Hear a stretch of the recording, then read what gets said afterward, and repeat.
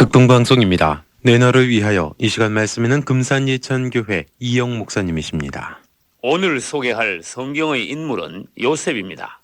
창세기 49장 19절로 21절을 읽겠습니다. 요셉이 그들에게 이르되 두려워 마소서, 내가 하나님을 대신하리이까.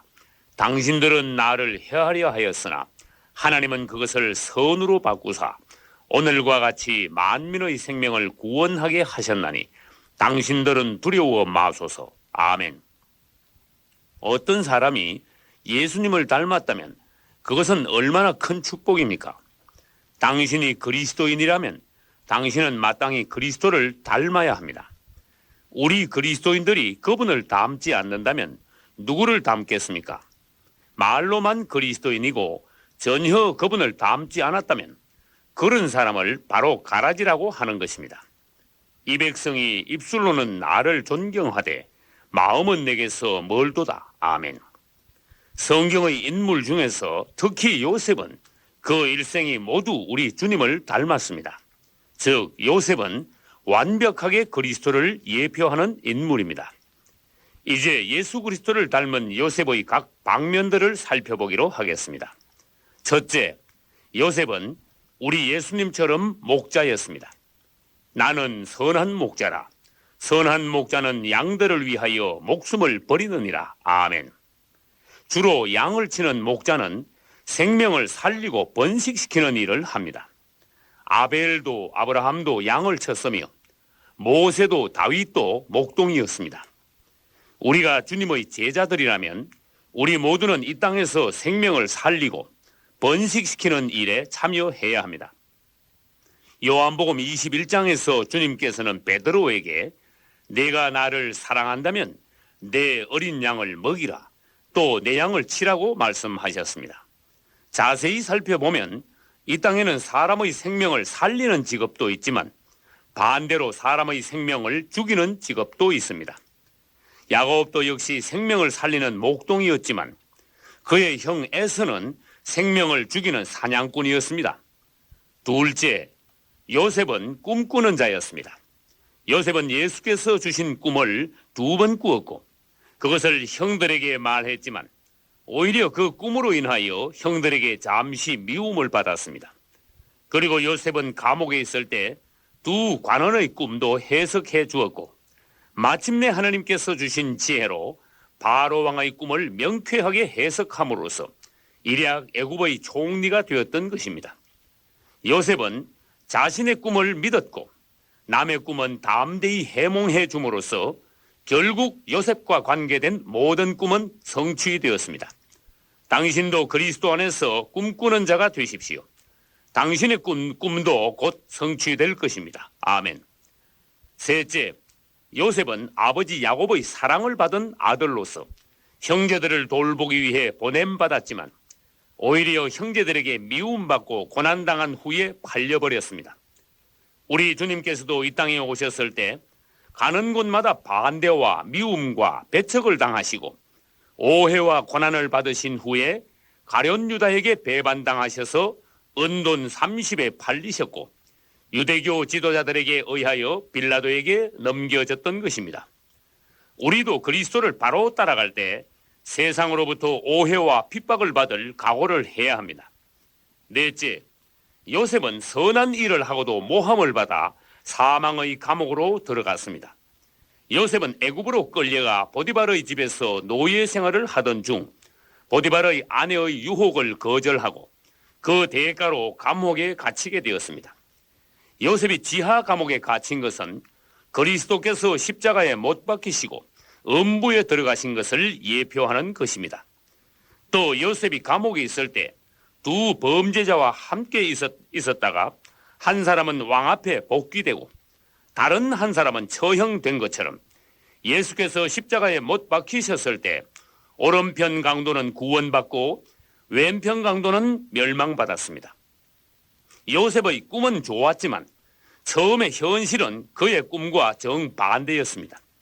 우리도 하나님의 축복을 받기 전에 고난과 연단, 즉 그리스도의 십자가를 통과해야 하는 것입니다.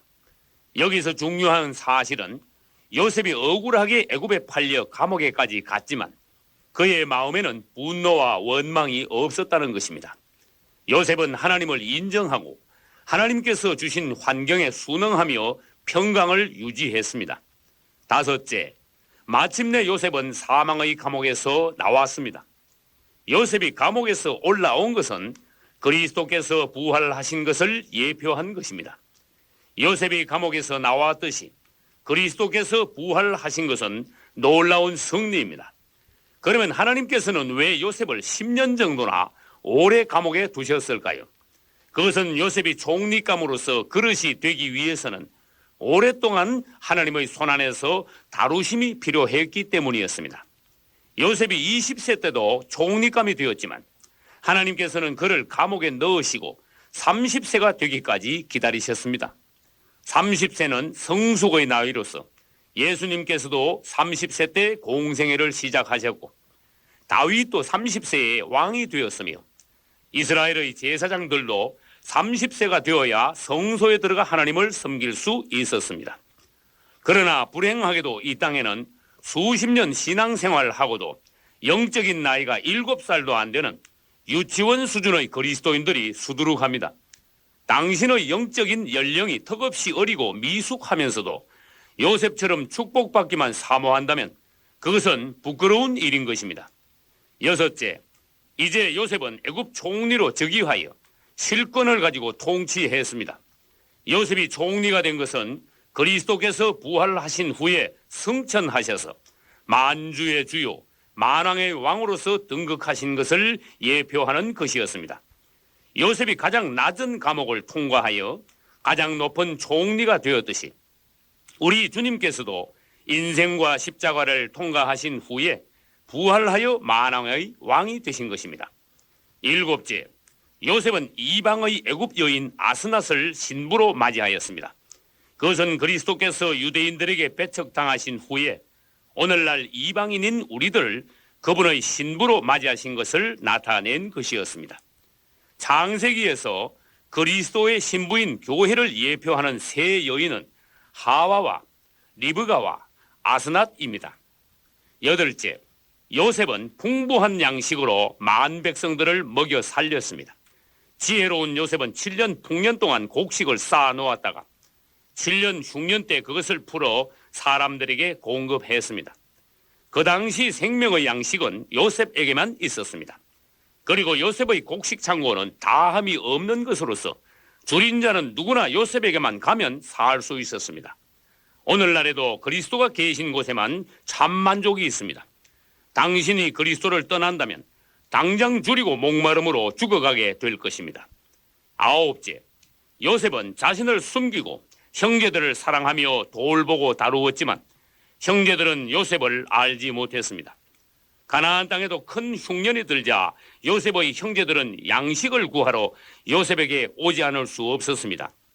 우리에게 고난이 닥쳤을 때 우리도 즉시 그리스도께로 와야 살 수 있는 것입니다. 그러나 깊은 사랑으로 돌본 요셉의 정성을 형제들이 몰랐듯이 현재까지도 유대인들은 그리스도의 사랑을 알지 못하고 그분을 아직 영접하지 않고 있습니다.